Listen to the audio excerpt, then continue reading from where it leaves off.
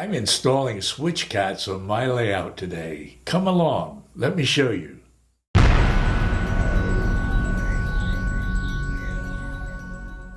Hi, I'm Roy Smith. Do you remember my to-do list? Well, it's time to pick my next task from the list. I've got the to-do list right here in front of me. You already saw me trying to install a Digitrax AR1 on a section of my track.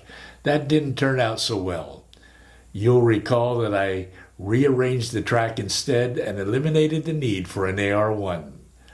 So I've crossed that task off my list, as you can see. So what's next on the list? I could pick anything from the list, but I've decided to do the second thing on the list, and that is to install NCE Switch-Kats. I'm installing Switch-Kats on the turnouts in my staging yard. I can reach the turnouts there to throw them manually as I do everywhere else on my layout. But there's only 8 inches of clearance between the upper and lower levels in the staging yard. For that reason, it's hard to see which way the turnouts are thrown. As you are about to see, the Switch-Kats will eliminate that problem. My staging yard represents the off-layout origins and destinations of trains that cross my layout. Trains descend either the eastern or western helix to reach the staging yard. It includes 8 double-ended tracks and is 12 feet long from corner to corner. This is the track plan for the staging yard. Altogether, there are 12 turnouts in it with 6 at each end. I've already installed Switch-Kat number 1, and today I'm installing number 4. Right now I have 4 Switch-Kats, so I need to buy 8 more. Each of the turnouts will be numbered, 1 through 6 at the western end of the yard, which I'm doing first, and 7 through 12 at the eastern end. The 4 tracks in the rear of the staging yard are completely separate from the 4 tracks in the front. There are no crossovers between the rear 4 and front 4 tracks because I don't want to create any hard-to-find problems in track polarity. You may be wondering, what's a Switch-Kat? Well, I can tell you that this is not a Switch-Kat. This is a Switch-Kat. Switch-Kats are made by NCE. They are designed to work with Kato turnouts, and as you know, I use Kato Unitrack on my layout. A Switch-Kat is a stationary decoder used to throw Kato turnouts. I have to install one of them on each of the 12 turnouts in my staging yard. In effect, they automate my turnouts so that I can throw them remotely from my throttle, rather than reaching into the yard to throw them manually. These are the instructions for installing and programming Switch-Kats. They are so clear that even I can understand them. And this is the Switch-Kat itself.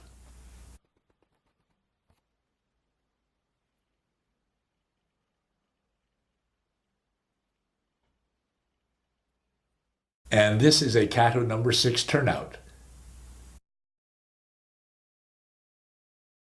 You can throw them manually using this little lever.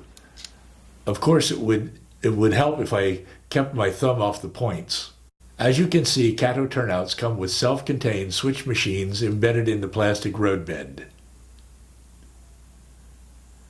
You can go right or left with the wires and drop them through your sub-roadbed alongside the turnout.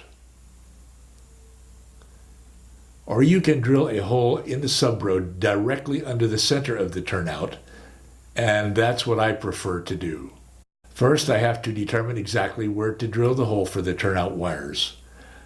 I do this by making a little mark on both sides of the turnout where the wires would come out to the side of the turnout. Then I remove the turnout.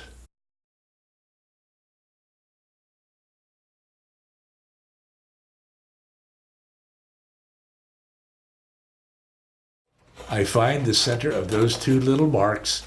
This is where I will drill through the plywood to drop the turnout wires.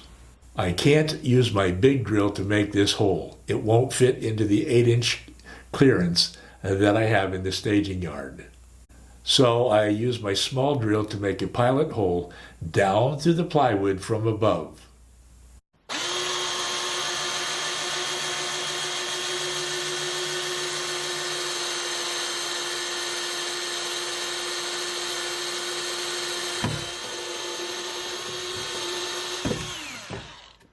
Then I use my big drill with a 1/2 inch paddle bit to drill the hole up through the plywood from below.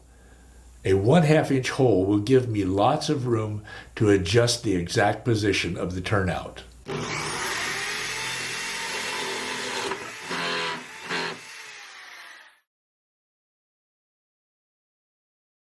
Now I'm dropping the turnout wires down through the hole I just drilled, and I reinstall the turnout. Never mind all those other holes. They're there from a previous configuration of my staging yard in which I had 2 through tracks and 6 stub-ended tracks.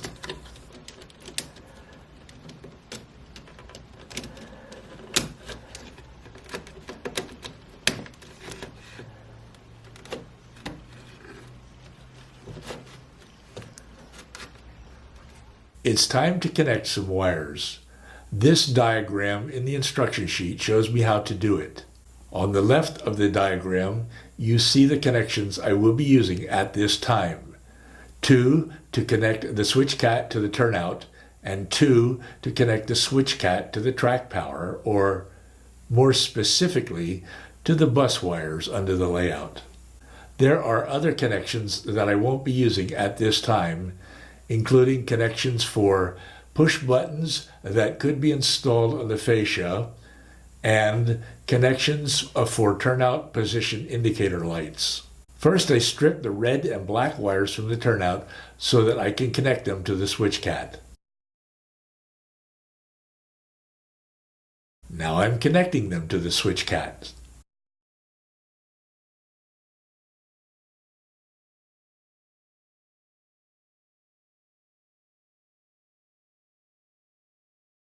Next, I connect the blue and white wires that come from my layout bus. All right, it's time to program the Switch-Kat. To do this, I first have to install a temporary jumper wire to the programming and ground connections, as this diagram shows. Here you can see that I've connected the temporary programming wire. Now I press the accessory button on my PowerCab, then number 4 as the address of the turnout I'm programming, and then I hit the enter button. After programming the Switch-Kat as I have just done, I remove the temporary jumper wire. Now I'm ready to throw the turnout using my throttle. I do this by pressing the accessory button on my PowerCab, then choosing either 1 for normal switch position or 2 for reverse or diverging position. Lo and behold, it works. I need to identify the turnouts in some way so that I know which turnout to select on my PowerCab.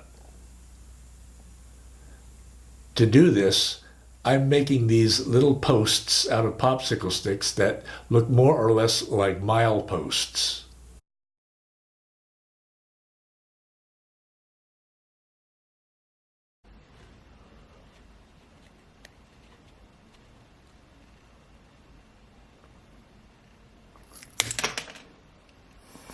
This is a real milepost.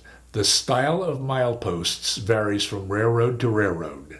I paint each milepost white and write the number of the turnout on it. I didn't invent this method for identifying my turnouts. I've seen Mike Pfeiffer do something like this on his layout. And one last thing. Right now the Switch-Kats are just hanging down under the layout. I will be attaching them to the benchwork as soon as I can buy some of those really small screws to do this with. And there you have it. It was that simple. Even I could do it. And the Switch-Kats really work. I have now installed 2 of them in my staging yard and have successfully programmed both of them. Only 10 more to go.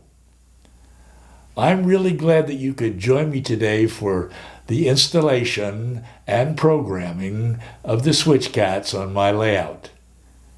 Now I want you to be sure to subscribe to this channel if you still haven't done it, and hit the notification bell so that you don't miss any upcoming episodes. Remember, I upload 2 videos each week. My weekly show, Dispatch, on Tuesday nights, and my layout updates on Saturday mornings, which you are watching right now. Until next time then, happy railroading. I'm Roy Smith, and I will see you again very soon.